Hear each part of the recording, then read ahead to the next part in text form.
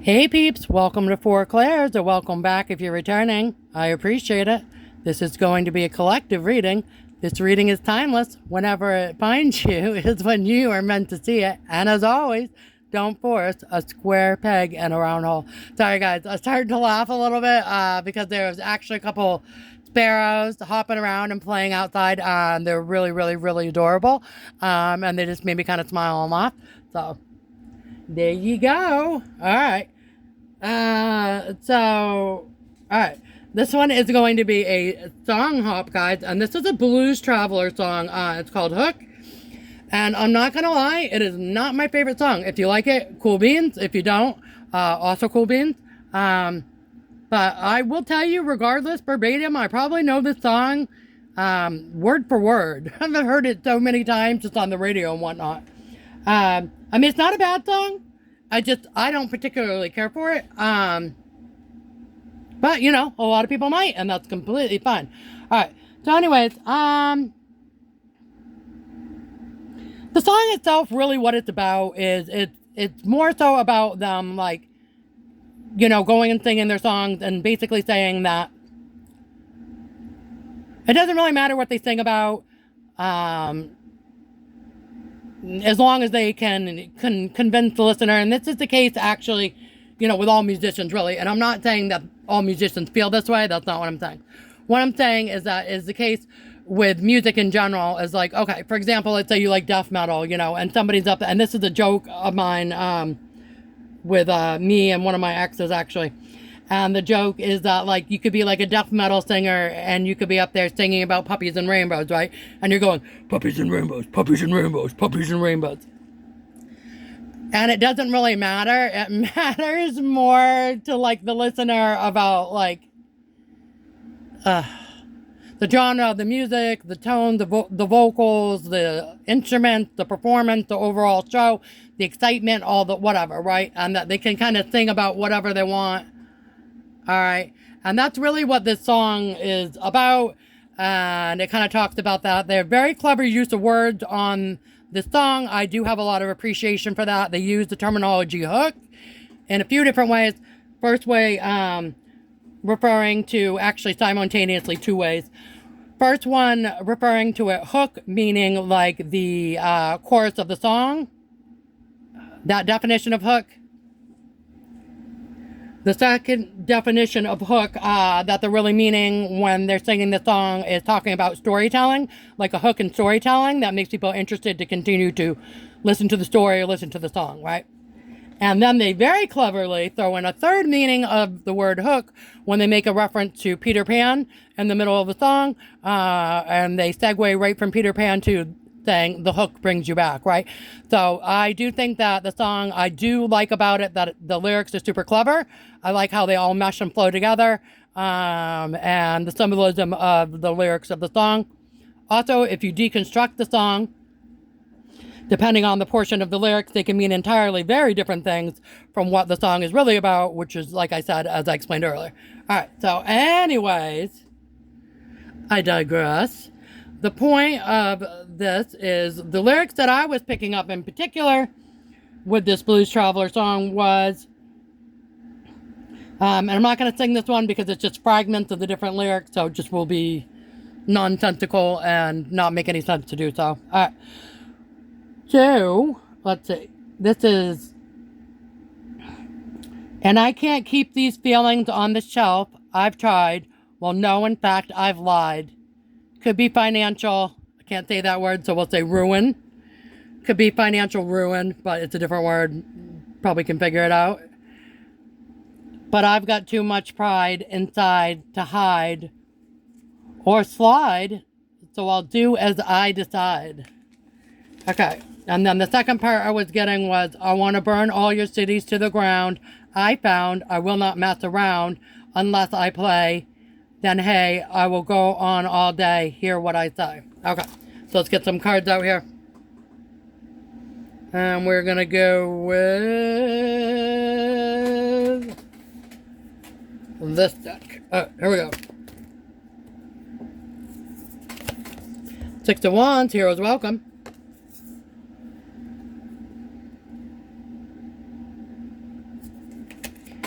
Ten of Swords, everything is fine. And you see in this particular card, it's not swords, it's actually birds, and she is walking away. She looks completely fine. She's all alone. She's saying, all right, I'm good with this. Goodbye. Nine of Cups, wish fulfillment, okay? And interestingly enough about this wish fulfillment, she's basically, it looks like she's leaping off the cliff, right? It's very similar to the Fool card here. And maybe her wish was to be free.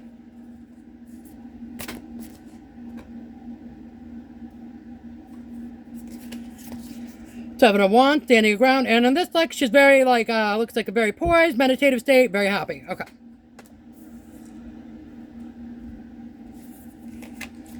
Queen of Swords. So it looks like you guys are coming in a Queen of Swords kind of energy at this time. Okay, okay, yes, confirmation. Very, like, and you look at this particular card, Queen of Swords, she's very, like, fact-based and intellectual, right? Very smart, can be stoic, a little cold sometimes referred to as the Ice Queen. But, and that looks like she's just kind of gazing off and she's thinking, she's kind of contemplating and weighing her options, okay? There's also, I want to add, there's some flags here. And, you know, I'm kind of viewing those as maybe checkpoints. Things that she wants to get to. You know, when you play a video game, sometimes they have checkpoints where you get to this checkpoint or that checkpoint, and then you kind of, like, don't have to restart the whole game over again, okay? So it's like she's doing some contemplation. So that's how you guys are coming in right now as a Queen of Swords. Okay. And again, back to the song.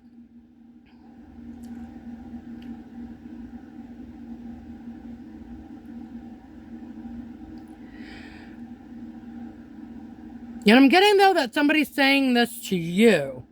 Someone's saying that they can't keep their feelings on the shelf. That they've tried to do that and they can't do it. And now they're saying, no, I lied. I really... Like, okay, let's say like somebody really, really liked you. And they tried to keep it bottled up inside. And they didn't want to tell you that they liked you. But you could kind of tell, maybe, you know, very high priestess-like that they did like you, okay? All right, collective. And they're saying they can't table these feelings anymore. They can't keep them on the shelf. They tried to do it and they can't contain them. They can't keep it in the bottle anymore. They can't do it. And now they're saying, well, no, in fact, I lied. Meaning, not an inference to the lyric before it, but they lied about how they felt about you. Maybe they lied to other people. Maybe some of their friends or family said, oh, you really like this one, huh? And they, no, we're just friends, or, it's not like that, or we're just co-workers, or we're just neighbors, or we're just whatever, right? So they're saying they can't keep these feelings on the shelf anymore. They've tried, and in fact, they did lie about how they felt. Now they're saying it could be financial ruin, okay? But they've got too much pride inside of them to hide their feelings anymore, or to let things slide, and that they're going to do as they decide. So this might be like, this is weird, but like, okay, you know, like sometimes people are born with like a silver spoon or a gold spoon in their mouth, or they're born with certain like affluence or money. Maybe they like someone who's like in a lower social class or something. And I don't ever view connections that way. I think it's terrible that people do, but it is what it is. All right. I'm not saying that you guys are on a lower social standing or anything like that, but whatever, for whatever reason, and it might not even be monetary. It could be just like a cultural thing or something like that, a religious thing. You might have cultural or religious differences from the person. You guys might be very religious and they may not be. You guys might be very spiritual and they may not be. You might be a particular denomination of religion and they might be an entirely different denomination of religion. It might be a little bit of clashing. Your outlooks and views on life might be very different than theirs, or very different how they were raised by their family unit or something like that, okay? Sometimes families threaten to cut people off from their finances, okay, if they go with a certain choice of a person, which I think is horrible. Listen to me. It's horrible. For you S-bag parents out there and families, I hope some of you watch this and hear what I'm saying. Let your children choose who they want.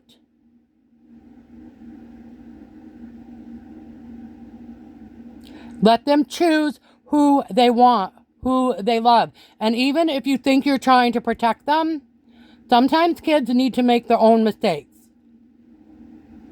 Okay? So maybe you only have one son and you really feel like they need to be in an heir, you know, a biological heir to continue your family line. I get it. But if that kid grows up and they don't want to be in a different sex relationship, okay, and they like someone of the same orientation, stop, okay? Let your children be who they want to be. Let them grow to what they want to be. Let them be with who they love, okay? And then even if it's not that, if they like a girl, they like a guy that's not of the same social status or caliber or whatever that you feel that they deserve. Parents always are going to feel, decent parents, okay, are always going to feel that the kids deserve the absolute best. And they're going to often feel that, you know, their kid, whether it be a son or a daughter or whatever, they're better maybe even than they're picking, okay? And sometimes that may be true. And sometimes they may choose poorly. But again, sometimes they need to make their own mistakes. Okay, and sometimes they need to learn their own lessons. I would love for my littles to learn as much lessons as they can by watching things that I've been through and save them as much heartbreak as possible. Okay, absolutely. But at the end of the day, I'm still going to always be the kind of parent that likes to make, you know, their own healthy choices to an extent. Okay, because I love them and I care about them and I want them to be free to make their own safe, good choices. Okay.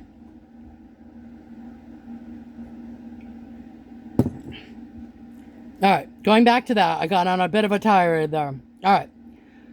So what I'm saying is, this person's saying that it might be financial ruin for them, but they've got too much pride inside of them to hide or let it slide, and that they're going to do what they want. So it's kind of like a rebellious tone. That's right. So again, they're saying they can't keep their feelings on the shelf. They've tried. They in fact lied about the connection, how they felt, and maybe their family will disown them. Maybe their friends will disown them. Okay, maybe they won't be in the same social cliques anymore that they used to. But they've got too much pride inside of them to hide and let it slide anymore. And they're going to do what they want to do. Okay. And then the next part was getting, I want to burn all your cities to the ground. I found I will not mess around unless I play. And hey, then I'll go on all day. Hear what I say. So now this is almost like a... This is giving a little tinge of almost, I don't want to necessarily say jealousy, but I want to say, like a very fiery connection, okay? And I'm getting to, this saying, I won't mess around, and if I play, I'll go on all day, hear what I say. So what I'm really getting here with these lyrics was almost like if I can't have you, no one can. Like, so I don't know how you guys feel about that, collective, but they're basically saying if I come for you, then I come for you, then you're mine, and I'm not going to mess around, I'm not going to play around, and hear what I'm saying to you. I'm not playing around with you. Hear what I have to say. Okay. All right, and then we've got Justice.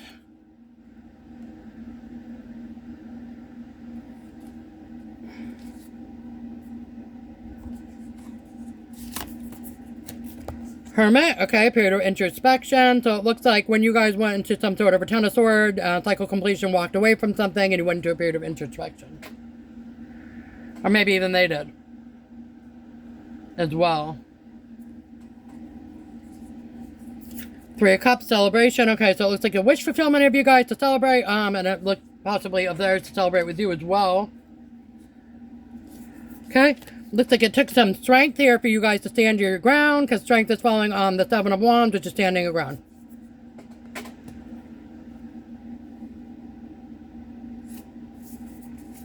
Okay, and then we've got Two of Swords here. So it looks like you guys had to make some blindfolded decisions. As the Queen of Swords, you had to make some decisions without all the facts. Whoa. Jeez. Okay. So making decisions without all the facts in your Queen of Swords energy. Okay, what about this person? Okay, Lovers. King of Pentacles. Okay. Okay, so this person is coming in as possibly as an earth sign to you guys, or an earth sign energy, very grounded and abundant, okay? Shmoney, shmoney, shmoney. Okay, and they're... Whoa.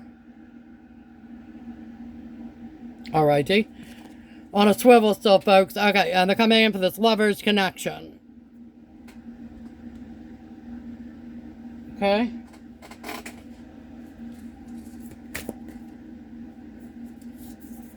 Okay, they're also viewing you as a Queen of Cups. Okay, someone who's very emotionally well-balanced, and emotionally stable, emotionally mature, very caring, nurturing person. Okay?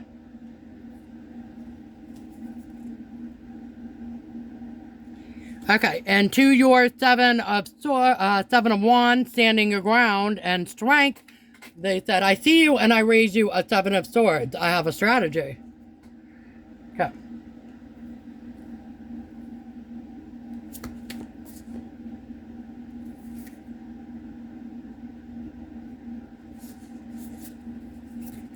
Okay, and what else? Let me get one more, finish up this row.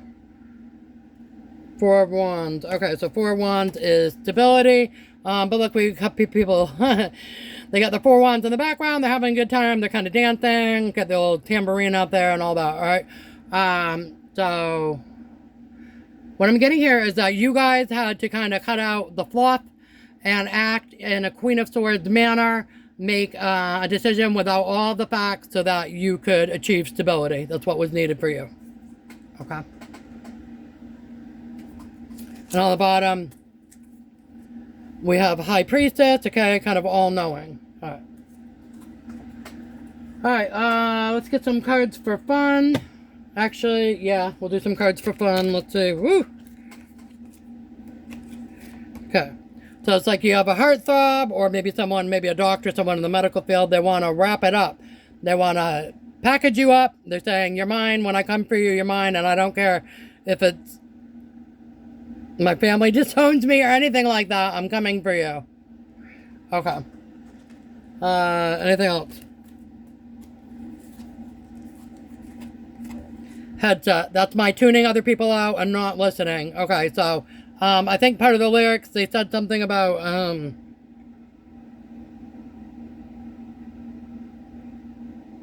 I'll do as I decide. So it's kind of like tuning people out and saying, I'll do as I decide. Alright. And what are your feelings about this person? Do you have any, well, feelings on a feeling card, but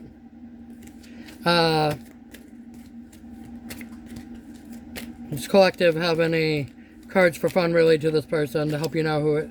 Okay, hair dryer. That's my get ready card, so get ready. Get ready, because here they come. Alright, that's all I'm getting for the cards for fun. That's the emotions.